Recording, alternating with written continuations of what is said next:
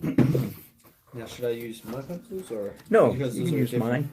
We just can't use the same color at the Right, same time. exactly. So I'll watch you do yellow, and then Well, I'll follow suit. if I do yellow, you could do green. Or I Let's, could let's always. sharpen this I one. can be a step behind if you want it. You could do yellow, Yeah, and you then once could. you're done with that, since Yeah, you're yeah. working in layers, That might work. Yeah. and if you need a color that I have, you can always just smack me and I'll get it back. Exactly. Hey, hello, friends. Thank you for joining me today. My name's Dan. Maybe you know that. And this is Harold. Da-da-da. Young art student Harold in my studio just to hopefully he's going to rub off on me or I'm going to rub off on him, one or the Let's other. hope I don't rub off on you. And let me show you what we're doing today. As advertised, I'm doing some more of my watercolor sketches. And these pictures were taken in order to do large oil paintings. So I may go. Hello, Bruno. Good to see you. Thank you for jumping on board. It's often a good idea, of course, to do a sketch before you do a big painting. I don't usually do that, but I often wish that I did. So I have several objectives today. One is to do several small sketches from which I can do big paintings that will help me with my big paintings. That's one objective. Another objective, and hello, Zamarite. I'm probably mispronouncing your name, but good to have you on board. The other objective is I want to perfect my watercolor sketch technique, and I'll probably be using a pen, just an inexpensive pen, possibly a fountain pen. We'll see. So pen and ink and watercolor. Let's get started. So here's my technique. I'll bring my photograph down here for a minute. And if you followed me before, you've seen this. I do my very first sketch. Hello from the Netherlands, indeed. Good to see you as well, Monique. I do my very first sketch in the lightest, brightest, whitest, palest color. And I don't worry. I'm just looking at big shapes. Trying really hard. And of course, it's to my advantage. I don't know if you all can even see this.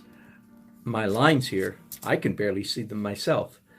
But that is actually an advantage because it keeps me from getting stuck in details. Because I can't see. Okay, once again, the first thing I'd like you to notice, any of you students watching, or Harold who's watching, have we talked about how to hold a pencil yet? Yeah. Yeah, okay, good. Side saddle. As opposed to this. Now, if I may, in the course of me doing broadcasting for the last couple of years, I've had a number of people, take issue with that, say, I had one of the best drawers in the country for a professor, and he all held his pencil, and okay, got it. So no, there's many, this is not a law, but it is a suggestion that I make, and for me, I physically can feel the difference in my brain really when I hold a pencil in this manner versus holding it in the control freak way. By the way, one of the people that took umbrage at my teaching how to hold a pencil then showed me his or her work. I forget which it was. And it was pretty funny. And not the person was a decent artist, but they were a kind of artist. Their drawings were very tight, very controlled, very predictable. In other words, the person who took exception to my teaching on how to hold a pen showed me their work, and they looked exactly the kind of person. Their drawings looked like the kind of person that would hold their pencil in the traditional manner. So I thought that was kind of funny. Okay, I'm going to hand this my yellow pencil off to Harold, and then I'm switching to orange. So what you'll see will happen is that, oh good, Zemerite, I got it right. How about that? As soon as I start putting down the orange lines. Orange is slightly darker. I don't always do the same order, by the way, but this is probably my most common sequence. As soon as you put down a darker color, you'll see what's happening. The lighter color virtually disappears, mentally, psychologically disappears. We can see the yellow, but what it disappears on us. We don't pay any attention to it anymore because it's been usurped. It's been overwhelmed by the darker color. Does that make sense? Harold, does that make sense? Oh yeah. So it's good to have Harold here. This might happen occasionally that Harold will be with me.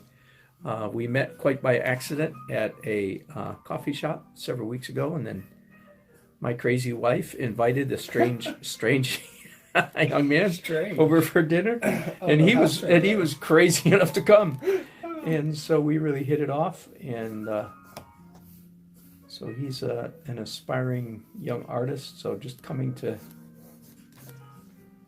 learn at my elbow, I guess. Cool.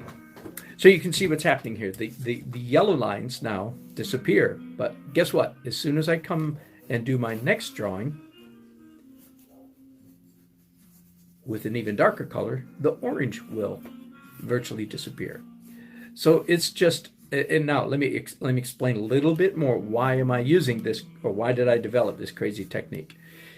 I've already given you one reason, is that each subsequent color layer makes the previous layer disappear. Okay, so that's one reason. So it's a great way, I think it's a great way to do sketches because the more less accurate sketches disappear when you follow up with more accurate ones. So that's one reason. The other reason, of course, and again, these are watercolor. These are not, I repeat, colored pencils. They're watercolor pencils. In other words, you all are familiar, I presume, with cake watercolors, right? The pencil is basically the same stuff, just in pencil form. Get it? It's like this in a pencil form. So as soon as I put water on this piece of paper, of course, all of these colors will become enlivened. They'll come to life and they'll start to run and act like watercolors. So one of the fun side effects of that is that all the colors appear throughout the entire painting. Well, I'm going to leave it at that for now. You'll see what I mean in a little while. So I get a unified palette would be the artist's way of describing that. Whew. There is a lot of information in this drawing, in this photograph, isn't there? There's a lot. Just ask me and Harold. There is. And it's like as soon as you get started, you go, oh my goodness, wait, there's more there than I thought. Right? Keep looking and there's another thing to draw. Oh, Zamorite. How about that? In which medium, Zamorite, are you talking about? In colored pencils or graph or pastel? That's great. I'm glad to hear that I'm not the only one that is Struggling with this. Done this crazy thing. Oh, okay. Colored pencil. Yeah, excellent. Excellent. Yeah, good for you.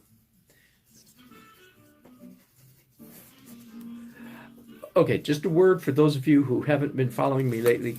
Why are we doing a sketch of traffic? By the way, this is Daily Art Adventure 510. I forgot to tell you that. Yes, I'm going to get one of those clappers to show you that it's Daily Art Adventure 510. Zamorite, when you do the ink, do you start out with light ink and then go to progressively darker? I would like to know that. That sounds like a fascinating technique. Why am I doing traffic? Let me show you some of my other photographs that I printed out in this series. There's one, there's two. Some of these are not traffic. Okay, there's one. Here's one I'm going to. There we go. There's some of my traffic. I don't know. I'm in the mood to do Zamorite. That's cool. Wow, I love it. I'm in the mood to do ordinary, and as you know, I'm from America, but really, I think it would apply to those of you, anybody in a civilized first world country. Ordinary scenes, and you can hardly get anything more ordinary than traffic. At least here in America, we all sit in, we all see this kind of stuff, and this kind of stuff. Yeah, hours on end, all the time. And sometimes some of my traffic is not moving. And this might be a little pompous, so forgive me if it's a little pompous. But here's what I think. Since all of us have to spend too many hours of our lives stuck in traffic, wouldn't it be cool if I could help people to start to see that often what they're seeing out their windshield is actually beautiful? Now, emotionally, see that it's as children, as a 2-year-old looks out, and a 2-year-old would love this scene because it's full of color, action, light, reflection, all kinds of stuff. It's only us grumpy adults who are in a hurry to get somewhere that are irritated by this kind of this scene. What has struck me over the last couple of years is when I'm often sitting in traffic, if I'll take off, strip away my I'm in a hurry, grumpy adult mind, and just look with childish eyes, I go, dang, that is gorgeous. So that's why I started taking pictures like this. So even my mission, to put it too pompously, would be to help other people see, no, life's beautiful, enjoy it. So there we go. Okay, so that's part of the reason that I'm doing that. Do you still have orange? I can steal orange from you just for a second. I just saw a line. There we go. You good? Yep. All right. There was something else I was going to say about that. Zamorite, that is very cool. Start with yellow ink washes and get darker. Huh. That is very cool. That's a neat tip. Oh, another thing. That's right. The next thing I was going to say, at some point, I switch from my loose grip to my tight grip. Got it? And I think I'm ready at this point to begin drawing with a tighter hand. So this is a control grip. Nothing wrong with holding the pencil this way. Do you understand? Nothing wrong with it. But you have, in my opinion, you have to remember this is your control grip, or as I like to say, it's your control freak grip. And so you need to be aware when you're operating in the control freak center of your brain. And many of us are on this journey from tight to loose, right? And if you're on a journey from tight to loose, you need to be very cautious about holding your pencil or your brush in this manner. If you want to get loose, you hold it in your loose grip. But then, in this case, I'm down to my third third version of this scene. So I'm ready to go control now. I'm ready to go control grip. I hope that makes sense to you. Harold, does that make any sense? Oh, yeah. Harold's here to help me figure out this stuff I say makes sense. Among other Makes things. sense to me.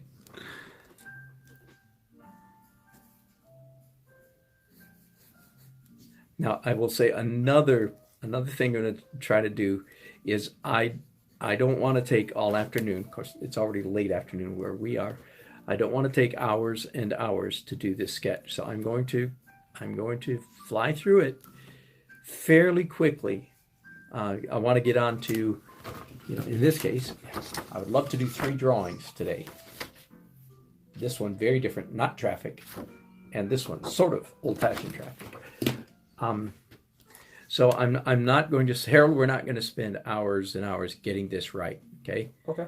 This is more like, Oh, I know what I was going to say. There's another reason for me doing these watercolor sketches. And it's very similar to the reason an art student does figure drawing. You know, why in college, why do they always have you draw the human figure? Well, the reason is because they're trying to teach you how to draw. And the human figure is the sine qua non, is without which nothing, is the ground zero of drawing ability. But I do so many cityscapes and towns, even when I'm not painting traffic per se. I do so many cityscapes, and I almost always have cars and vehicles in my painting. So this little exercise that I'm doing right now actually serves a third function. Function number one, developing this image for a painting. Function number two, practicing developing my watercolor sketch technique. Function number three, it's like doing figure drawings of vehicles. So this is just me practicing getting better at drawing vehicles. Does that make sense? Because I do so many of them in my paintings, it would really behoove me, it would really benefit me if I was better at drawing vehicles. And how do you get better, Harold? How do you get better at drawing anything? Draw. That's right. By drawing it. There's no secret. By looking at it, not drawing out of your head. Yeah. When you draw out of your head, that's like making a withdrawal from your bank, from your memory bank. Right? If you have a bank account, all you do is withdraw, pretty soon your bank account's going to be empty, right? So the way you fill up your memory bank is by doing the hard work of look at stuff and draw it. So that's what I'm doing. That's what we're doing right now, is the hard work of copying, of looking at something and drawing it. And in this case, it's mostly drawing vehicles. By the way, the third color I've got here is, I don't know, they probably call it, the name's rubbed off it, probably call it carmine, reddish yellow.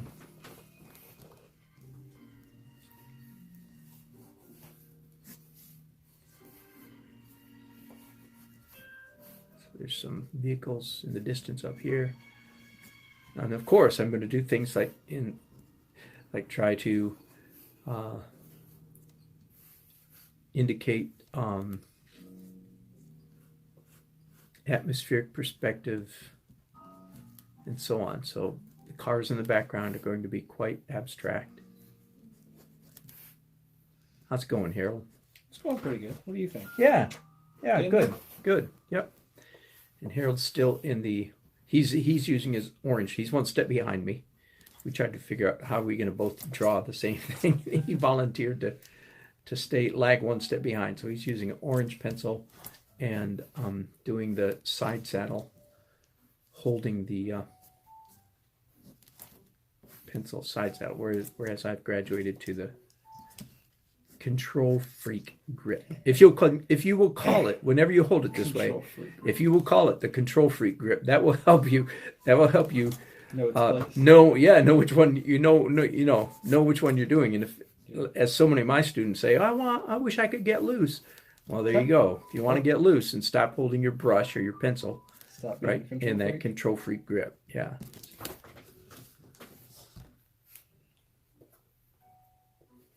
All right.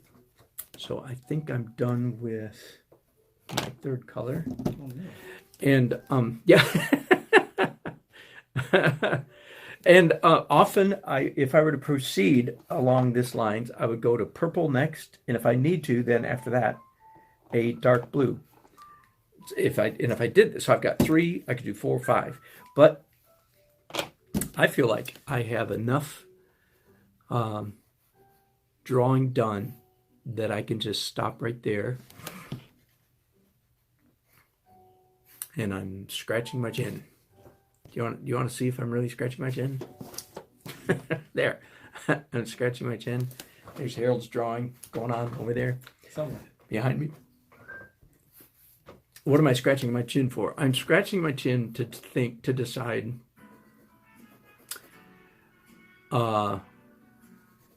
do I want to do pen and ink next, or do I want to go straight to watercolor? So let me throw a counterintuitive teaching moment at some of you. Most people would think, I think most people would think that they start with pen and ink, in the pen and ink and watercolor painting. You do the ink first and then watercolor on top. In other words, you draw the thing and then paint it. But I think many times the opposite of that is often better, because it helps you not slip into coloring book mentality, right? As soon as you put lines on a page, and of course we've already got plenty of lines here. As soon as you put lines, you're tempted to paint in the lines. How much more if the lines are black? Are you with me? So sometimes it's a good idea, but I'm going to go ahead and jump ahead and give you the answer. The real answer is, if you want to do good pen, ink, and watercolor, you actually do both at the same time. You, hang on just a second, let me get my in-ear monitor working here. You actually go back and forth and back and forth and back and forth. There we go. I want to make sure you guys are getting good sound. Okay, I'm gonna take it easy on myself at the moment. And this is a 02. This is a 05. I think S is. I want a fairly broad nib. So I'm going to do some drawing. Time to zoom in now.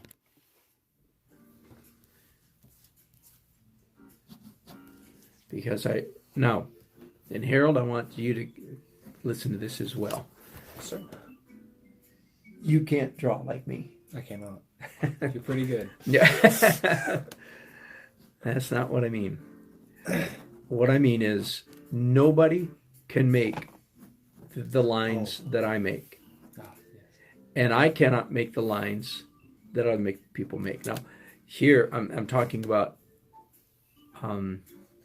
expressive, artistic, pleasant marks, interesting marks.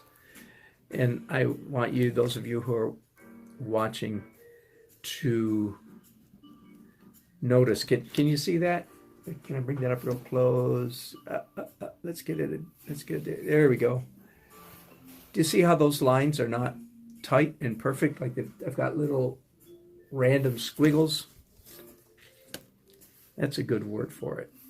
So I'm doing random squiggles on purpose. Of course, that is a style.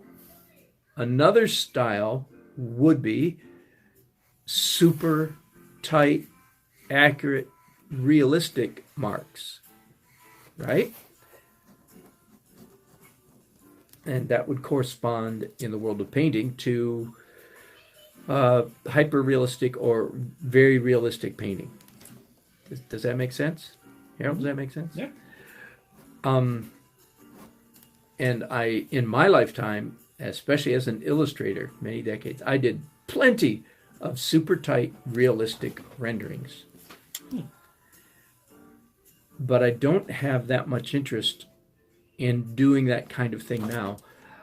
I want to do marks that are interesting. So for like a beginning artist, would you say it's better to focus more on like hyperrealism or? Ooh, Harold asks a very good question. For a beginning artist, is it better to, in a sense, start out with hyperrealism, right? That is boy. Yes, generally speaking, yes.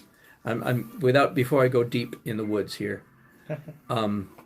Generally speaking, I think, and if there's any young artists watching me, besides Harold at my right elbow, yes, generally speaking, I think the best trajectory for someone who wants to do beautiful artwork is in your youth, quote unquote, learn the discipline of doing realism. Because it takes a lot of work. Exactly. But at the same time, you sort of hold back in your soul being heart somewhere. It's like, okay, so I'm doing super realism, and maybe that's where I'm going to end up. But hopefully, I'm going to mature to a point where I do expressive drawing. I just dawned on me that yeah, sure, Harold, you're on camera again, so behave. Maybe. Depends on how I feel about it. I just moved my art library up here just a little while ago, and one of these books, Guide to Expressive Drawing. Oh boy. After all that, I might not be able to find it. Oh, here it is. Not expressive. Here it is. This was actually one of my books 100 years ago when I was in college. And frankly, when I was in college and I had this book, I don't think I understood it. I really don't think I understood what the authors and what the professors were saying. Again, I was young, I was tight and realistic, and I don't really think I understood the beauty, for instance, in a drawing like this. I do now. I now see this as the superior to a super tight, realistic style. And again, I was pretty tight and realistic. But I think that's what the authors of this book were trying to convey to young students is they called it responsive drawing. Okay, now this is Rembrandt, right? Yep. Okay, and if you follow me for any length of time at all, you'll hear me talk about Rembrandt, the greatest artist and the greatest drawer who ever lived. Mm-hmm. And the beauty of the Rembrandt stuff is the economy of stroke, the messiness of these drawings melded together with ridiculous accuracy.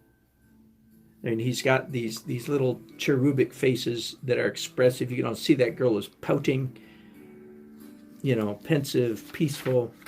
But his marks are just scribble. You can see the marks. Same thing here with his, who is this? Ahasuerus with Esther. Yeah.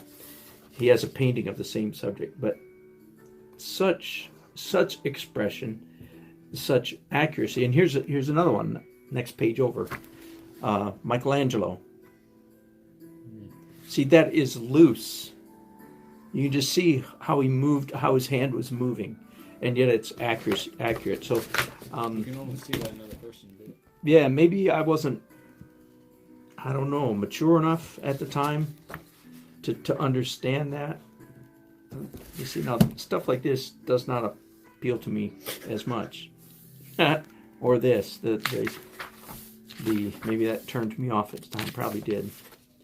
It still does. But this fabulous drawing. Okay, enough of that. That's a little detour. Let me find where this went. Yeah. Dan, should I move to red now? Yeah. Or Yeah, definitely. Red or purple, whichever one strikes your fancy. okay. Yep. So, in this ink drawing, I'm striving to be a little bit Rembrandt-esque. Can I say that? I'm trying to make expressive and interesting lines, by the way, that I will throughout the drawing occasionally do completely random marks like that one right there. What's the purpose of that? The random? Yeah. That's a good question. Harold asks a very difficult question. What's the purpose of doing those random marks? They create a human-shaped energy.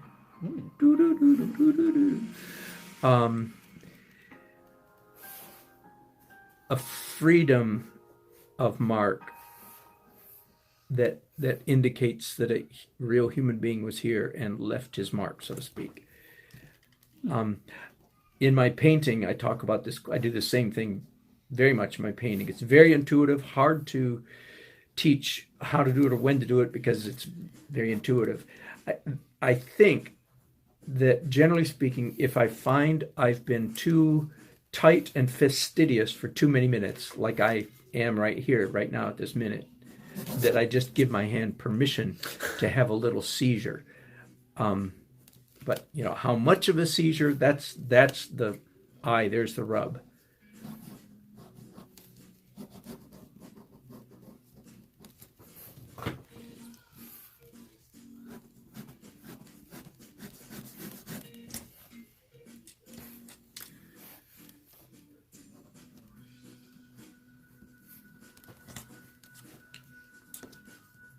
Ooh, Bruno, good word. The abstract marks help prevent, how did he put it? Prevent unwanted regular patterns. Good word. Good word. That's a good way to put it. Human beings, we all, turns out, very, very ironic, we have a very hard time doing creating random marks. Very hard. And yeah, Bruno was suggesting that some of our random strokes help break up some of our patterns, accidental patterns that take place. That's a good theory. I like it. That's a good way to put it, Bruno.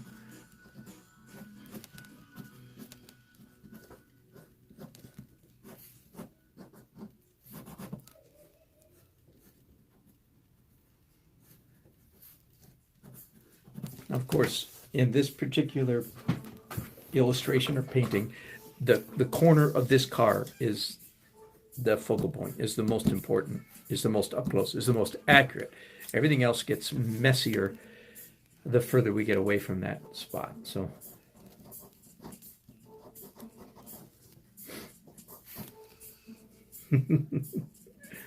Bruno, what kind of artwork do you do, my friend? Bruno from Germany. Oh. Yeah, and we have someone else here from the Netherlands watching us. And Monique is from the Netherlands, and Zamarite, I don't know where she's from. I'm assuming that's a she, forgive me. Okay, so Harold, I've got enough pen on my drawing that I'm going to pause there. Okay. Keep going. Keep going. Don't feel like you have to keep up necessarily. Right. It is very possible that I'm faster. You know, just a few years on me. You do have a few decades on Harold. Okay, now here comes the fun part. What's 1 to 40 years? Yeah. I mean, Here comes the fun part now. I guess I'll expand my picture out a little bit so you can see my... Yeah, Zamarite. And yes, thank you. It's a she from California. Thank you. Oh, okay. Thank you. And so it's only 1 o'clock in the afternoon there. Wow. It's already late in the day here. No. Now, sometimes I will take a spray bottle and just spray this little drawing. And look at how much... Wow. Can you see that? Yeah. It just So sort of like... It just started livens it, bleeding Yeah. immediately. And I'm going to start by painting sky. Not that you can see that there's sky up there. Do you generally start from the back to the front? Not with watercolor. No, with watercolor, you really have to paint the whole thing all at once. I just decided to pick up. Isn't that a mess? Isn't that a glorious mess? Now let me quickly confess to you guys that in no way am I trying to be a purist. This is not what I would call at all a legitimate watercolor technique. And I am going to come back later with some white or light colors. Okay? So I don't have to be all cautious like a real watercolorist and keep white. And I've talked before, in fact, just last week, I did a quick broadcast on a watercolor sketch versus watercolor wash. In fact, I had a number of people respond to that broadcast and saying that they really did tend to prefer the look of my watercolor sketch.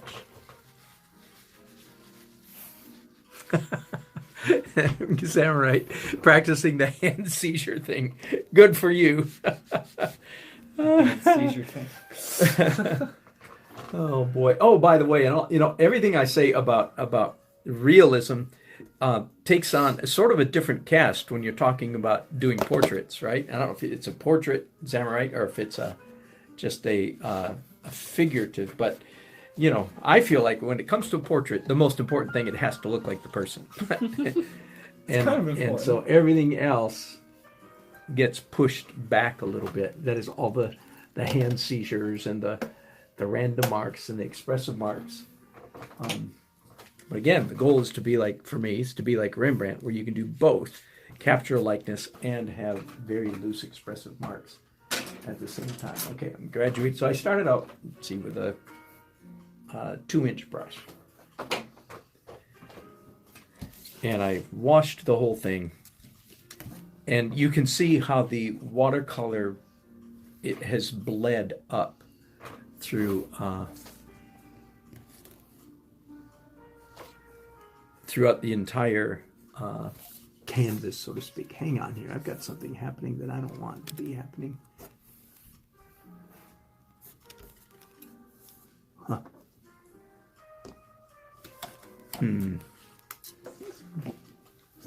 going to ask Harold in a minute. How come I just lost my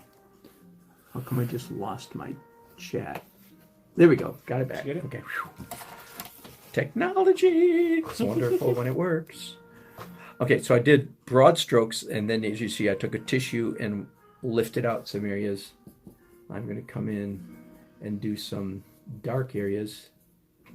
And in this case, I'm going to do dark with purple. Now, understand that this is still quite a wet canvas. It's not a canvas, paper. But it's still quite wet, so anything I put down is going to bleed at least a little bit. We won't start doing any tight watercolor, of course, until this has had some time to dry. I do have a hair dryer available right here at my left hand, permanent part of my my sit-down studio. That's a good word. I've never used that before. I have 2 studios in my home. I have my stand-up studio downstairs. That's where I do oil paintings. And I have my sit-down studio upstairs, where it's because I was an illustrator for many years. So I have all the tools of an illustrator upstairs here in this studio. And I have a very understanding wife, obviously, who went shopping for a house that would have room for 2 studios for her husband. A sit-down studio, a stand-up studio. I've never used that description before. It works. But it's a pretty good description, yeah.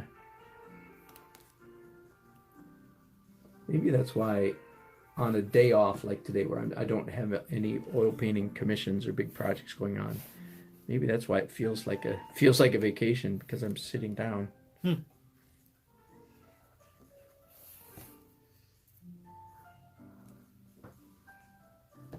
Yeah, that's getting kind of pretty. Again, I'll point out the accidental things that happen. The yellow, the carmine, magenta colors that are bleeding, peeking around. That's what makes this technique so fascinating. Let me expand on that a little bit. I've been dialoguing with some people about one of my paintings, and they're having a hard time seeing. They're not artists, and they're having a hard time seeing the beauty and like a lot of non-artists, they tend to be stuck in representation, in realism.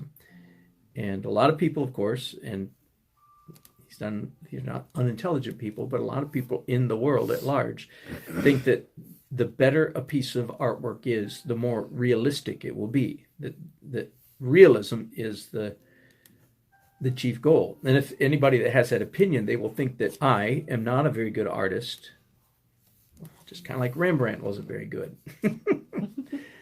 Because much of my work has a lot of marks in it that are not representational. And I'm trying to figure out ways to explain this to non-artists. And I think one of the ways I'll try. I don't know if this will work, but I will try to say that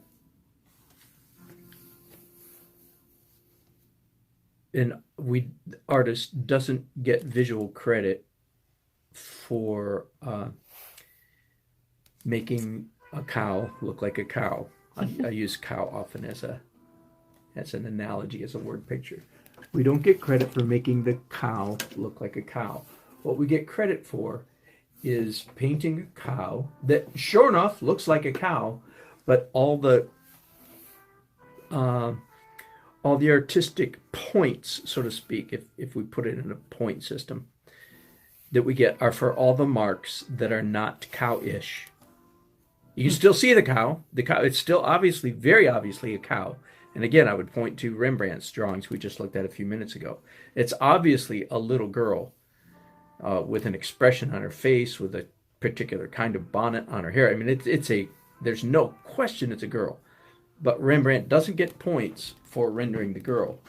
Points, quote unquote. What he gets credit for is all the marks that are not girl, and yet make the girl more interesting. I'm not sure if I'm saying that very well, but makes sense to me. In essence, artists, we have cameras that can capture images realistically and perfectly, but the job of an artist would be to capture an image and make it visually appealing to others. Exactly. And you brought up the issue of the camera. I think that's exactly right. Good point. That 150 or 200 years ago, artists lost their job. Right. No longer are we cameras. Of course, and it doesn't mean that there isn't still a place for super realistic painting or drawing. There is.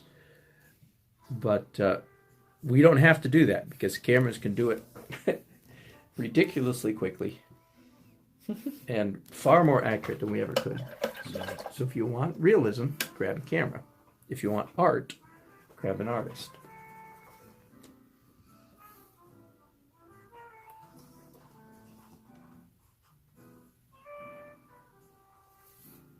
Now, I am following rather traditional watercolor technique or trajectory at the moment, in that we're proceeding from light to dark. That is, everything you put onto a watercolor painting makes the painting darker. If you're a traditional watercolor painter, right? Now, of course, I'm going to cheat that system in a while here, and I'm actually going to put some light colors. But at the moment, I'm not cheating. At the moment, I'm very, very typical, traditional. Everything's transparent. Everything's getting darker. And I'm building up layers of darkness. Good job. Y'all want to see Harold's drawing? I'm still in the drawing phase, yo. There he is. Good job. Give me a break. He's still in the red colored pencil stage. I told him he doesn't have to try to keep up with me. Okay, I think I need to dry this before I can proceed. I want to dry stuff now. Oh, you know what? I forgot to do a little trick. I should have put an X of tape on the back of this paper. That's a trick I've just learned in the last year, and helps keep the paper from folding. Okay, we're going to take a quick break right here. If I missed any comments, nope. Zamarite, you're doing it in your hair. Yeah, that's right. Play it safe. I'm going to take a very short break and run my hair dryer and get this dry and be back in just a minute. Thanks for watching.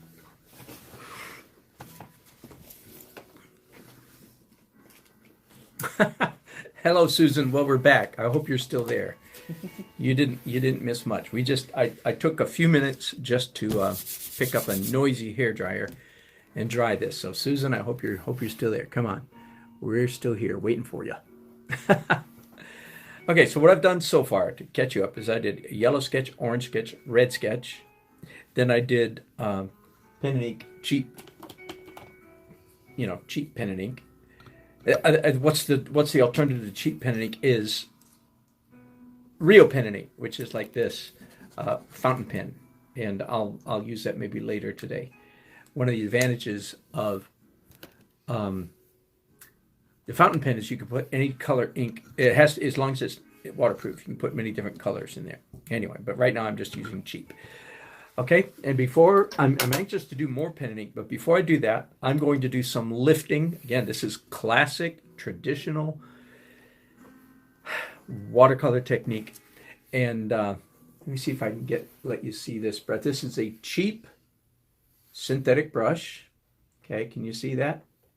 That I have taken scissors and very unceremoniously whacked off the end. And this is my lifting brush. Does it make sense? Very cheap brush. No loss, no grief. And I want it short because I want it a little more stiff than a traditional brush. And I want a little more control. Right? And the way I lift is I wet it, rub it a little bit with this cut-off brush, and then go before it dries, take a tissue and just match. Now, I will say there are some purists out there, and they have a really good point.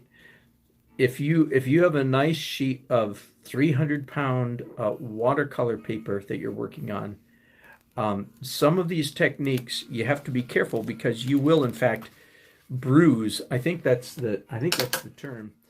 You can in fact bruise the paper, and you want to watch out for that. So you might have to be a little bit more careful. That's why many times hey Zamarite, you gotta shout out there, buddy. Zamarite's rad drawing, Zamarite says to Harold. Appreciate that. Well, thank you. Of course, for this kind of stuff, I'm not even working on watercolor paper, strictly speaking, at the moment. It's just some fairly heavy. And I don't know if you caught that a while ago. Let me show it to you right now. I discovered, somebody told me that if you'll take some of this tape and just crisscross it around on the back, it will help a little bit to keep the paper from warping when you put water on it. Isn't that a good trick? Yeah. Just a quick and easy little trick. So I'm doing it late. I should have done it at the beginning, but it'll probably help a little bit. There you go. Okay, back to lifting then. I've got my little stiff brush, my truncated brush.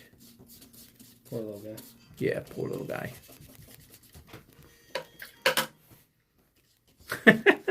My circumcised brush. Poor fella. And just lifting out areas. And I have two major things left to do on this painting before I go to any opaque. One is more pen and ink. Okay, I don't need to do more pen and ink, right? It stands well enough as it is. But I want to do pen and ink. For those of you who watch me on a regular basis, I feel like the pen and ink lines correspond quite closely, as a matter of fact, to the pencil lines that I use in my oil painting, right? At this point, I don't need any more lines to capture or accurately render this scene. It's accurate enough. I've captured it well enough. Why would I want to do more lines? The answer is just for the pure texture of the lines. That's all.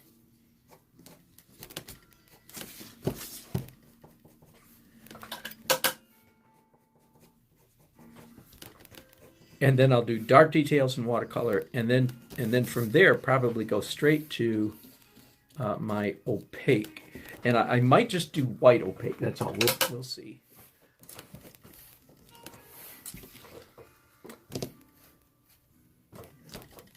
I think that's dry enough. A comment about these pens.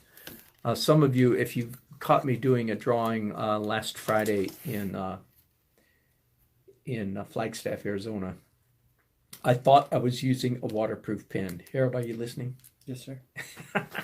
Oh no! I'm sorry. I was going to slap you on the leg. Instead, I slapped the pencil holder.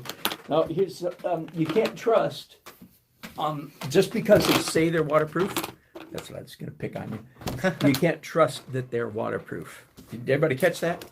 You have to test them and see if they really are. Some of them mean like they're waterproof after they dry for 30 minutes or something like that. Well, phooey on that. I don't have 30 minutes. Yeah, so I was doing a drawing last Friday at a historic hotel in Flagstaff, and I was, 60 minutes into the drawing or something, and discovered that the pen that I'd been using, turns out it was not waterproof. I was fit to be tied. So then the rest of the broadcast was about how to rescue a disaster. Oh no! Which I did manage to do, but I didn't end up with. I wanted to do a slightly more legit or realistic watercolor. Than I ended up doing a much more loose, a lot more opaque than I wanted to. Yeah.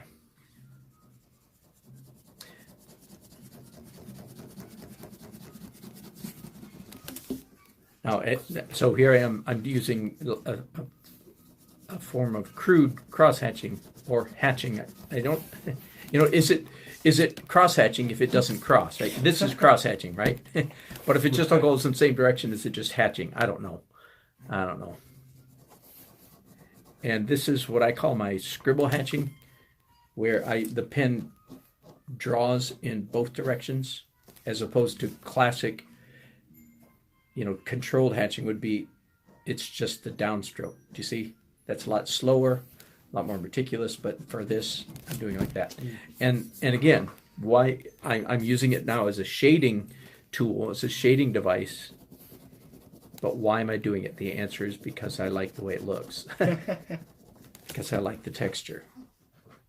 At least I should say, because I think I'm going to like the way it looks, right?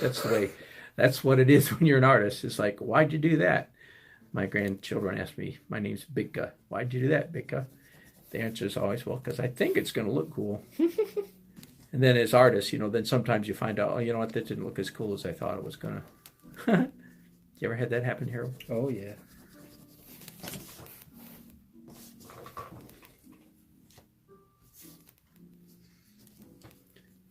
And, of course, adding just a few details. Oh, the name of the car, that'd be kind of fun.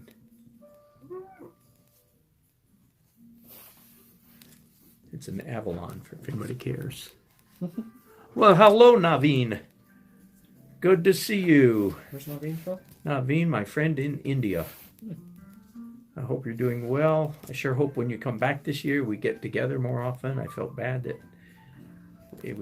I kept missing you this year.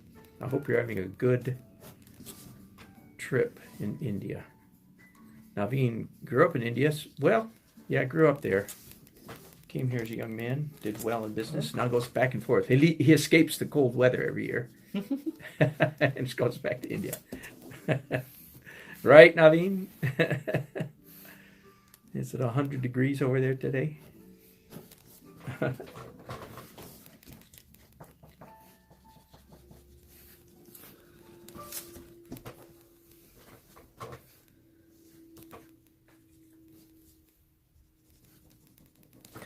I mentioned earlier, sometimes I do my watercolor sketches with ink the way I'm doing now. And sometimes I do it without ink.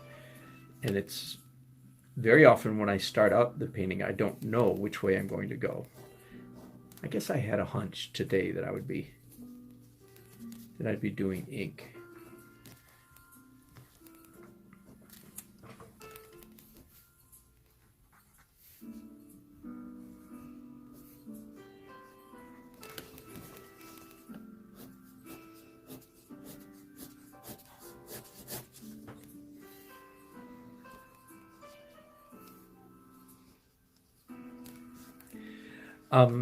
One quick comment back to the expressive line concept. Where I grabbed a book a little while ago off my shelf, and we looked at some Rembrandt sketches and some Michelangelo sketches and so forth. And it was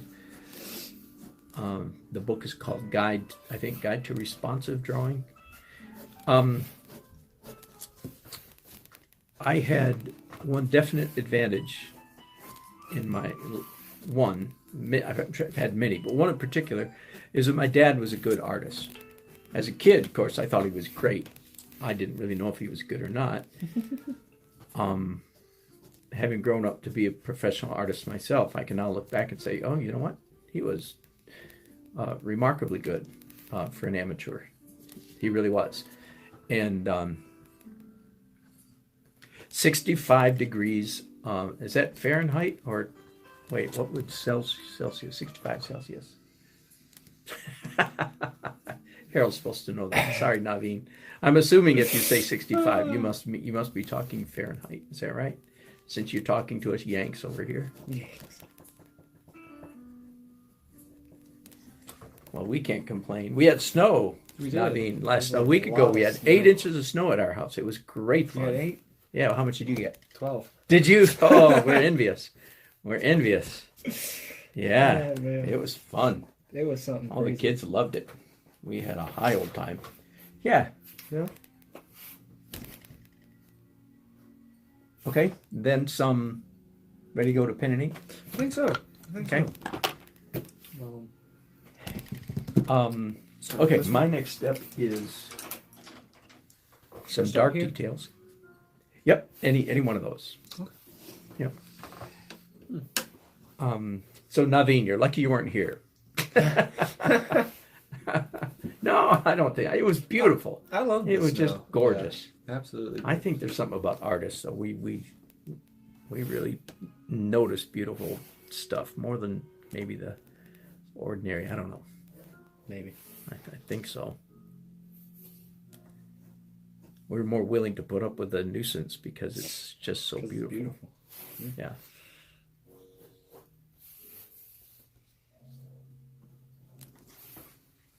I'm still using dirty purple, and this particular car right here is dark blue, and I am going with that. I'm not changing the color of the car. I'm going to try to indicate that it's blue. Fahrenheit. Thank you, Naveen. Yeah. Wow, that's I'm surprised. So it's not as hot as I thought. Wherever you are in India, it's not terribly hot.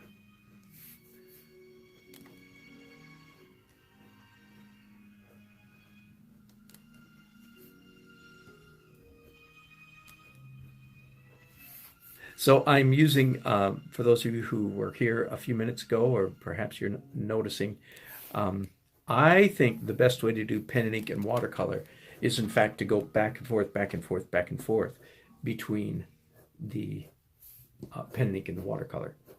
It's not like you don't, as I think a lot of people would think, you just do the watercolor first. I mean, the ink first, and then the watercolor. But I don't think that's necessarily the best approach.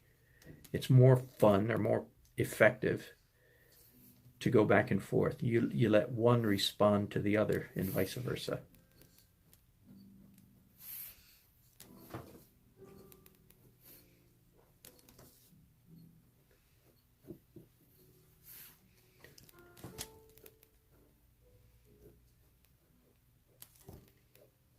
It's funny how you can be drawing a subject matter for many minutes, as I have been. How long have we been doing this, Harold? I have no idea. 45 minutes, do you think? Maybe. At least. Yeah, I mean, at least. And then you see something in the photograph, like it's fairly prominent that you didn't even notice. Oh, yeah. Before. It's like, what? Who put that there? Yeah. Where'd that come from? That happened to me earlier with this little, I don't know, is that a building back there or something? Yeah, I don't know. Sure. Yeah. It just happened to me with the reflection of this mirror on the side of the vehicle. Oh, yeah. It's quite a prominent stroke, quite a prominent mark. And if I may, silly things like that is why your real work as an artist is to look at stuff and paint it or draw it, as opposed to drawing out of your head. I can draw stuff out of my head. Someday maybe I'll take you on a tour and just show you a bunch of artwork that I've done that was done completely out of my head, and it's great fun. But it's not the real. That's sort of like an artist at play, if I may. An artist at work is when he or she is looking at something and copying it. And it feels like work, too, doesn't it? Oh, yeah. Because it takes a lot of energy, a lot of mental energy. It's actually one of the most rigorous mental exercises you can do is to draw and copy, or paint and copy. Look at something and copy it. And I wish I had done a lot more of it as a young person. I was quite the lazy artist. Lots of skill and lots of laziness. Hello, Izzy Bomb. Hi. Oh, hello, Tolly. We have all kinds of friends coming.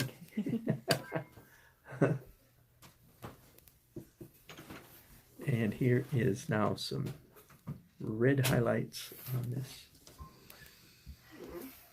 the tail lights.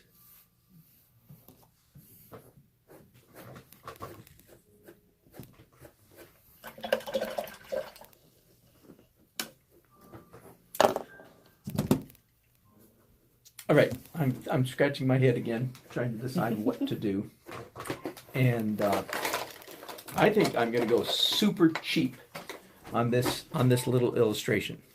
Let me tell you what that means. That means instead of using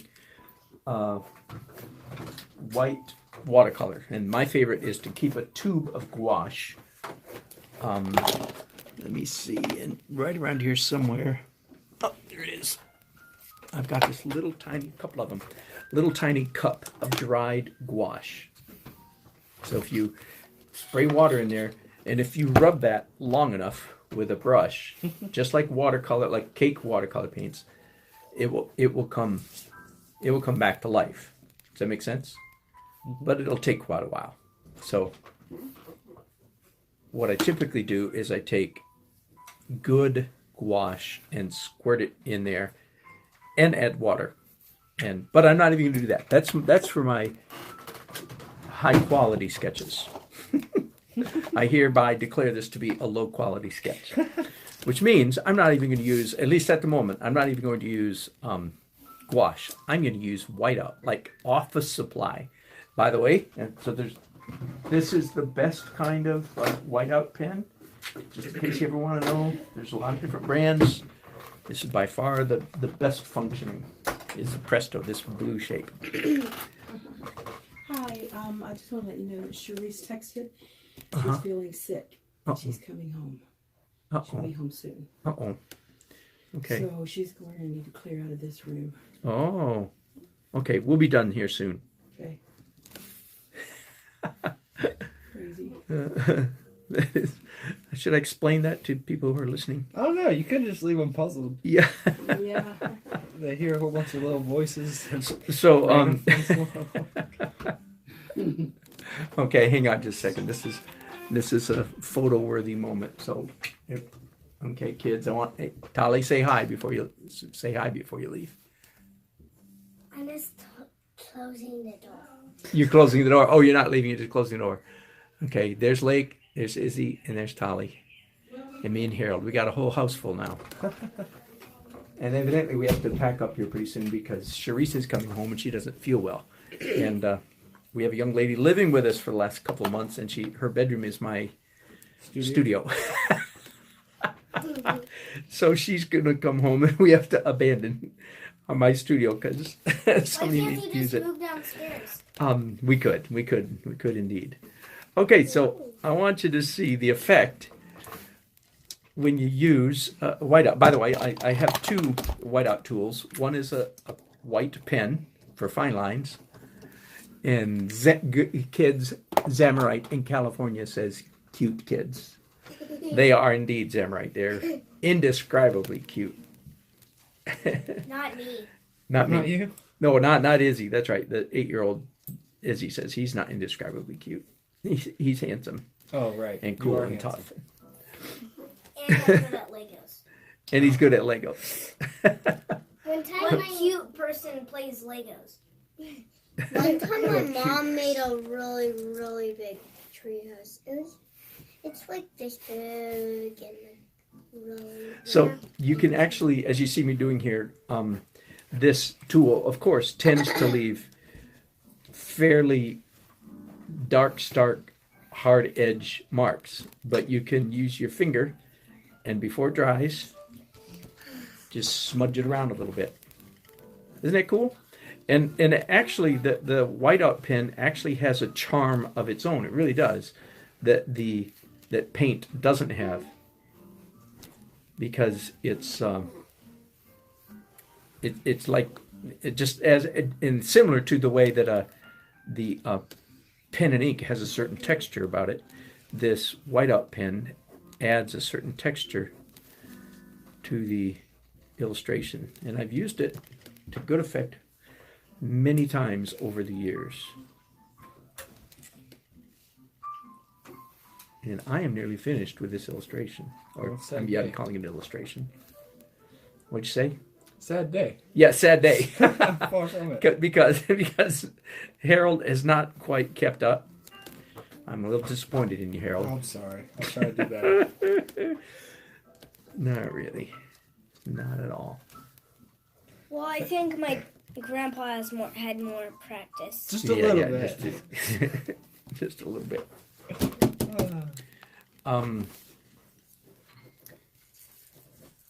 I can't remember if the camera was rolling earlier when I said to Harold that I said, you can't make lines like me, and I can't make lines like him. We are all unique, absolutely unique creatures. You can't make lines exactly like me, but you can be influenced by me. That is, and being influenced is good. I started to say earlier that I had this advantage of my dad, who was a good artist, and I never finished the thought. The reason I mention that is because he had a good hand. He knew how to make interesting marks. He was a good drawer, a good draftsman. And I don't mean by that. I mean real good. I don't mean super tight realistic. That's one kind of good. But no, he was good. He was good in the Rembrandt kind of good. And I was in my mid-30s, so I'd been graduated from college with an art degree and had been a full-time illustrator for several years before I feel like my hand caught up to my dad. Wow. So that's a real advantage. Because I always had, as a kid and as a young person, I would look at his drawings and look at mine and go, I think his look better. It took me a long time to figure out why. Because he had this energy in his strokes that I didn't have because of my natural immaturity. I might be done. Who do you think is better at painting, your dad or you? Now I think I finally caught up and passed my dad. I did indeed. But I was in my early to mid-30s before that happened. Here's the fun part. This is kind of like Christmas. taking the wrapping off. See what it looks like. Bear with me here. This is the stuff on the back to help it not curl up so much. Someone's calling you. Me? Calling who? I think call. Oh, they're calling Missy. He's calling us. Okay.